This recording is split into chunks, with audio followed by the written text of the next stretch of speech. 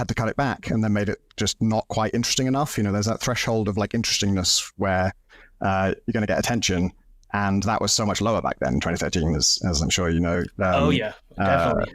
Standing out now is so much higher. We could release Gunpoint as the first game today, and I think no one would notice. Dude, I think a lot of people are trying to stand out these days, and the way that they're trying to stand out is making them not stand out. So what I mean is like everybody's trying to make some weird twist on a genre. And to me, it's getting kind of annoying because it's like, yeah, it's interesting, but like putting frosting on pizza is interesting. Yeah. But it doesn't mean it tastes good. And it just seems like it's happening so much. It's like, it's a twist on Vampire Survivor. It's a twist on this, or it's a twist on that. And what I've done, and we'll see if it pays off. I have no idea if it pays off. But what I've done in the last 3-4 years of my time is I'm like, I just want to make a genre, a game that's pretty much already defined. And I just want to do it again and just give people more of what they already know. And that's what I'm doing with Twisted Tower, with like this BioShock. It's like, it's just like, it's BioShock, but in like a Disney park. And I'm like, if there's nothing really unique there, and a lot of people might say, well, I'll just play BioShock then.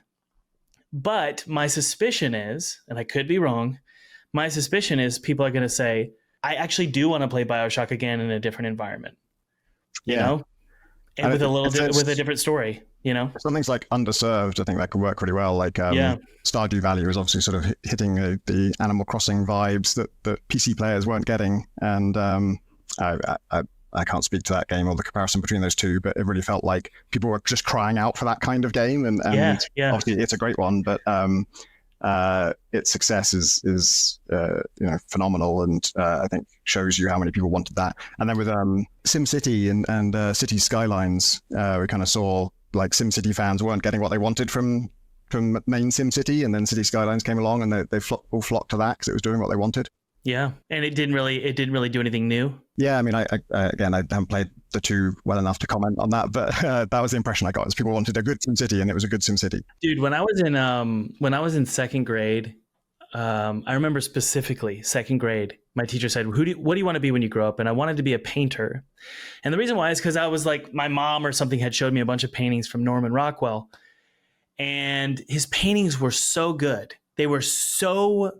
I was like, how does somebody draw this good? And then I found out like 2 years ago that what he would do is he would take pictures and then he would paint over top of an actual human form. And I'm saying all this because I'm saying, I think a lot of game developers feel like Tom Francis is a genius and he's coming up with all of this on his own from scratch, when in reality, I think what you're saying is it's totally fine to just fully understand a game that's already been successful and do it again, but with your own spin.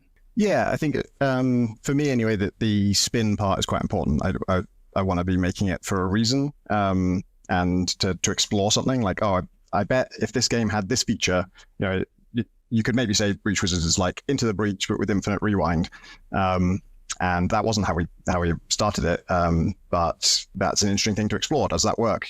For me anyway, I find when I start building something, I end up making a bunch of decisions differently to whatever reference point I'm going by. Anyway, Gunpoint was supposed to be a 2D Deus Ex when I started it. I was like, I know I can't make that, but let's go in that direction. Just see. That sounds so fun, though. Yeah, and I took the principles of Deus Ex about subverting your environment and turning it to your side, and that became the hacking mechanic in Gunpoint, and that. What I ended up with was a puzzle game, which is not Deus Ex, but that was me sort of trying to see what I could distill out of Deus Ex and think, okay, subverting your environment is cool. What's like the most global kind of subverting you could do? And then once I built that, I was like, oh, this is a puzzle game. This is a mechanic for solving puzzles. So I got to build some puzzles now. And that became that. So I find things drift a lot. Like even if I start with a reference point, I end up making things differently. And then it's, the uniqueness part is kind of covered.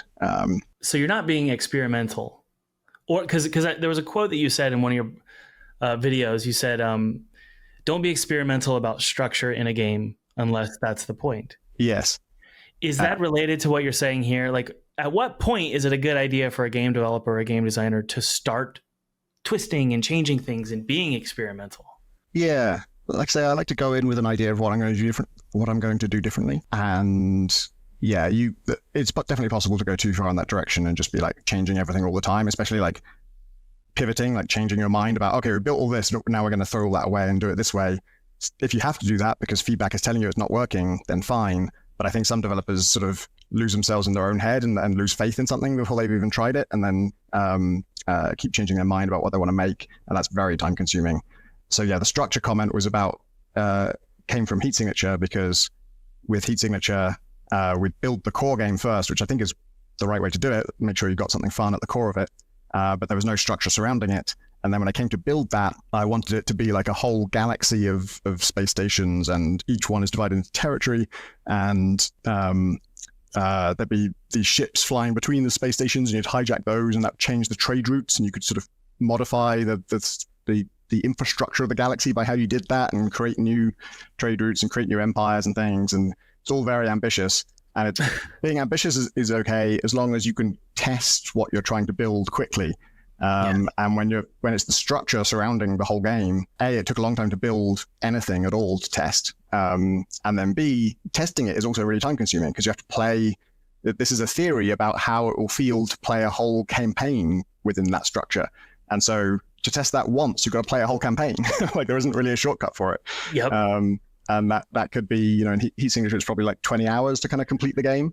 So it's just not practical to test that yourself dozens of times.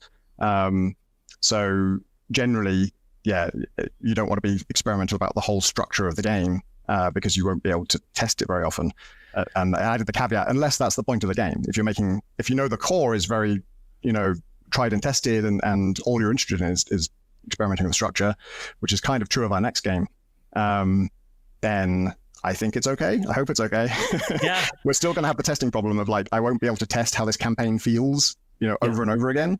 I'm going to have to rely on external testers for that.